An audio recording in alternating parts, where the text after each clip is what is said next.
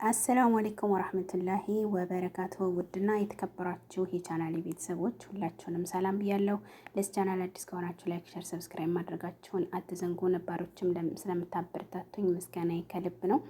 ዛሬም በእውነተኛ ታሪክ ላይ የተመሰረተ ልብ አንጠልጣይ የፍቅር ታሪክ መጅኑን ሌላ የተሰኘው ተከታታይ ትረካ ክፍል 9 እነሆ ብያለሁ። እባክህ አባዬ በማልችለው ነገር አታስገድደኝ። እሱ ለእኔ የሚገባ ሰው አይደለም፣ እኔም ለሱ አልገባም። ደግሞስ ልቤ ሳይፈቅድ ቢያገባኝ ሚስት ነው ሸቀጥ የምሆንለት። እባክህ አባዬ። አባቷ ሰዒድ የሌላን ክፍል በር ተገድፎ ከእግሩ ስር የተደፋችውን ልጁን በትዝብት ተመለከታት። ስሚ፣ እሱ እጅግ የተከበረ ሰው ነው። ከሻም እስከ መስር፣ ከመስር እስከ ነጅድ ስሙ የነኛ ነጋዴ ነው። ወዲህም ሸበላ ነው። ቆይ እስኪ መህርሽን 10 ግመል ያደረገው ሰው አላገባም ብለሽ ታዲያ ማንን ልታገቢ ነው? አንቺስ የምታገቢው ላንቺ የሚገባውን ያ መልክ ማን ነው? ዳሩ መቼ አጣሁሽ እድል አንጥፋ ስትለምንሽ ረግጫት ካልሄድኩ የምትዩ ያ እብድ ጋር ኮሮጆ ተሸክመሽ ጫካ ለጫካ ለመዞር ነው? ከሱ ጋር ሴትነትሽን በእሳት እያነደድሽ ልትሞቂ ነው? ስሚ፣ ወደድሽም ጠላሽም ታገቢያለሽ። አይ እምቢ፣ አሻፈረኝ ካልሽ ግን ደሜን እንዳፈሰሽ ቁጠሪው።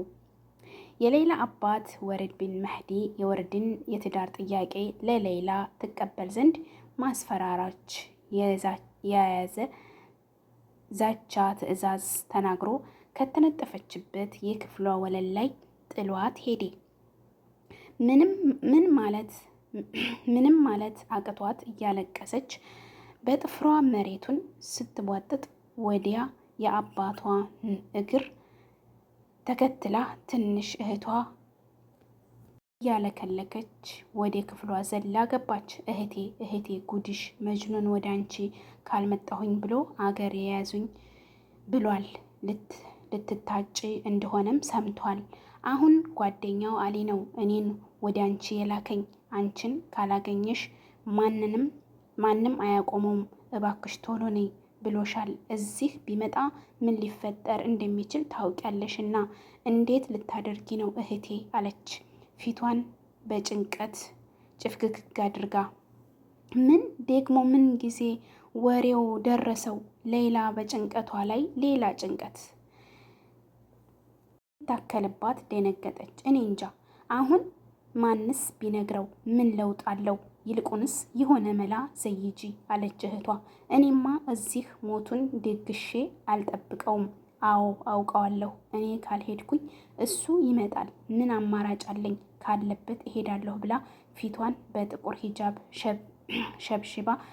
ሸብባ በጓሮ በር ሾልካ ወጣች። በትንሣኤ ቀን የስቃይ ፍርድ ተበይኖባቸው ለስቃይ ወደ ጂሂም እንደተላኩ ቅጣተኞች ያለማቋረጥ ስቃያቸውን አዩ። መንገዳቸው በአሜሊኮላ ተሞልቶ ተሰቃዩ።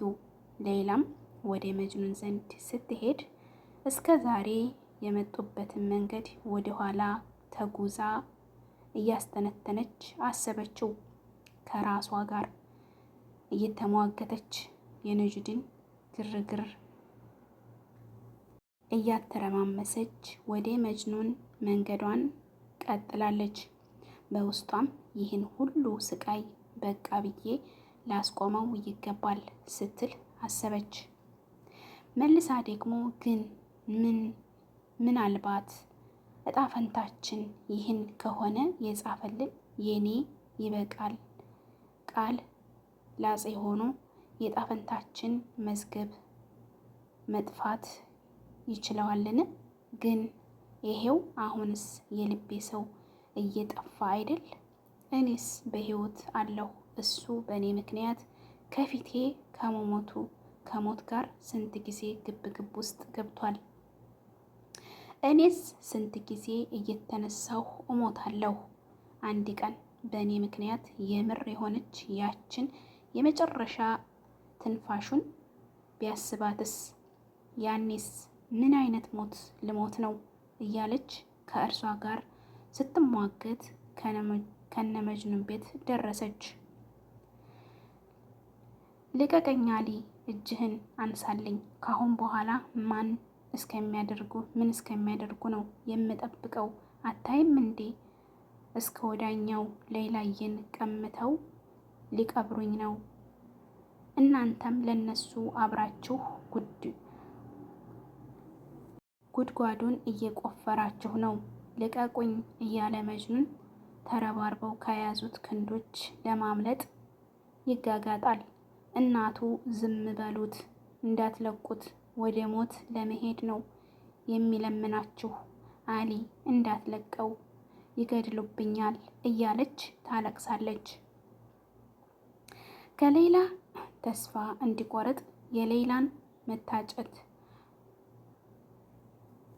ባረዳችው ጊዜ እየሰከረ ወደ ሌላ ቤት ሲሄድ ለጓደኞቹ ነግራ አሊና ሌሎች ጓደኞቹ ተባብረው አስቀርተውታል። አሊም እጁን የፊጥኝ አስሮ በቅፍ ጭምቅ አድርጎ ይዞታል።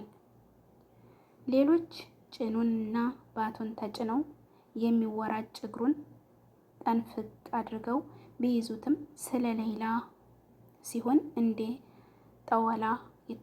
ጣውላ የተፋፋቀ ሰውነቱን ለብዙ ጎበዞች አስቸግሮ አቅቷቸዋል። ወዲህም ያለ ምክንያት ልቀቁኝ፣ ወዲህም ያለ መታከት ልቀቁኝ እያለ ይጮሃል።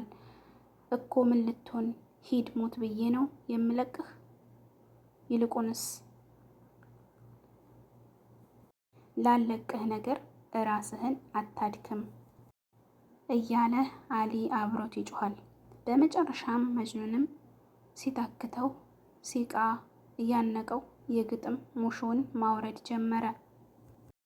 ኸሊልዬ ማዕረጁ ሚነል አይሺ በዐደማ አራ ሀጀቲ ቱሽራ ወላ ቱሽተራ ሊ ፈቀድሃ ሊገይሪ ወበተሊ ቢሐዊ ሀፍላ ቢሸኢን ገይሪ ሌይላ አብተሊና። አንተ ጓደኛዬ ሆይ የኔ ህይወት ከአሁን በኋላ ምን ዋጋ አለው? ህይወቴን አልፈልገውም። ምክንያቱም የኔ ፍላጎት እየተሸጠ ነው። እኔ ደግሞ ፍላጎቴን ማሟላት አልችልም። ሌይላን ለሌላ ሰው ሊድሯት ነው። አለህ እኮ ሌይላን የሌላ ሰው ስጦታ አደረጋት፣ ለእኔ አላደረጋትም። ነገር ግን የፍቅሯ ፈተና የተሰጠው ለእኔ ነው። ጌታዬ ሆይ ምን አለ በሷ ፍቅር ባትፈትነኝ፣ ምን አለ ከሌላ ፍቅር ውጭ በሆነ ነገር ብትፈትነኝ እያለ ሳግ በተናነቀው ሰላላ ድምፁ ሲያነበንብ ሌላ ደረሰች። አሊና ጓደኞቹም ሌላን እንደመጣች ሲመለከቱ እንደሚታረድ በሬ ከመሬት አጋድመው ያዙት። ጓደኞቹን ልቀቁት፣ ሌላ መጣች፣ ተመለከች። ሁሉም ለኔና ላንቺ አጥር እያበጀ ሊለያየን ይታታራል። ይሄው አሁንም ደግሞ ጭራሽ አንቺን ለሌላ ሰው ሊድሩሽ እንደሆነ ሰማው። እውነት ነው የምሰማው? እባክሽ ውሸት ነው በይኝ አለ መጅኑን። ሌላም እንባ እያናካት ጭንቅላቷን ወደ ላይ ወደ ታች ነቅንቃ አዎንታ መልስ በአንገቷ መለሰችለት እና ምን እንጠብቃለን? እንጥፋ፣ እንሽሽ በጀበሉ ሰውያን ያለመውን ህይወት ከምንኖርበት የኔና አንቺ ዓለም እንሂድ። ሁሉም እዚህ ትተን እንጥፋ፣ ተከተይኝ ብሏት ከትንብያው ላይ ተነሳ። ሌላ በሚያነቡ አይኖቿ ቦዘዝ ብላ አስተዋለችው። ጥያቄውን ተቀብላ አብረው ብትኮበልል የሁለቱም ዕጣ ፈንታ ምን ሊሆን እንደሚችል አሰበች። አባቷ ሰኢድ በሄዱበት ሁሉ ዳናቸውን ተከትሎ ሰላም እንደማይሰጣቸውና በህይወት እንዲኖሩ በፍጹም እንደማይፈቅድላቸው ታውቃለች። ስለዚህ አይሆንም፣ አሁን እኔ ላገባ ነው፣ ይህን እውነት ተቀበል፣ በቃ እርሳኝ ብላ ለመጨረሻ ልትሰናበተው ቆርጣለች። በእርግጥ ውሳኔዋ ምስቅልቅል ህይወታቸው ባያበጀውም ገና ከነፍሷ በላይ የምትወደውን እሱን በህይወት ያቆይልኛል ብላ አስባ እያካበዳትም ቢሆን ልትነግረው ወስናለች። ውድ ቤተሰቦቼ የመጨረሻ ክፍል አለው የዚህ የፍቅር ታሪክ። እውነትም ልብ ይነካል። የመጨረሻ አንድ ክፍል አለው። ቀጣዩን ክፍል ይዤ እስከምቀርብላችሁ ድረስ የኔ ምርጥ ቤተሰቦች ላይክ፣ ሸር፣ ሰብስክራይብ ያደረጋችሁ አበረታቱኝ። መልካምነት ለራስ ነው። ሀዋይ ገልቢ ሀገራችንን ሰላም ያርግልን። ፈጣሪ ወጥቶ ከመቅረት ይጠብቀን። አላህ ከምንወዳቸው ከሚወዱን ጋር እንድንኖር እሱ ይፍቀድልን። በእርግጥም በአሁኑ ሰዓት እንደዚህ አይነት ፍቅር የለም፣ ግን ደግሞ ለአላህ ምንም አይቸግረውም እና ሁላችንንም ልባችንን በፍቅር ይሙላልን እላለሁኝ። ከምንም በላይ ፍቅር ነው። ፍቅር ከሌለን ከማንም ጋር መኖር አንችልም። በነገራችን ላይ ፍቅር ማለት ለተቃራኒ ጾታ ብቻ አይደለም። ፍቅር ማለት በዙሪያችን ላሉ ለጎረቤቶቻችን፣ ለዘመዶቻችን ብቻ ብዙ ነገር ማለት ነው እና በአሁኑ ሰዓት ፍቅር የለም። ስለዚህ አላህ ልባችንን በፍቅር ይሙላልን። ሀባይቢ ወሰላሙ አለይኩም ወረህመቱላሂ ወበረካቱሁ።